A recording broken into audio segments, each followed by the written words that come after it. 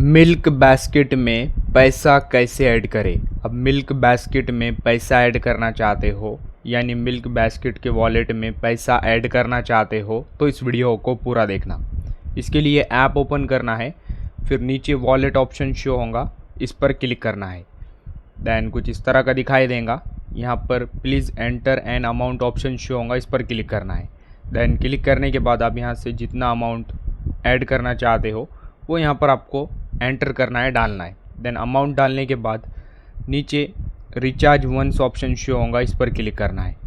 Then click करने के बाद आपका पेमेंट मेथड ओपन होगा। यहाँ से आप जिसके थ्रू पैसा ऐड करना चाहते हो, यहाँ से आपको अपना पेमेंट मेथड चूज़ करना है।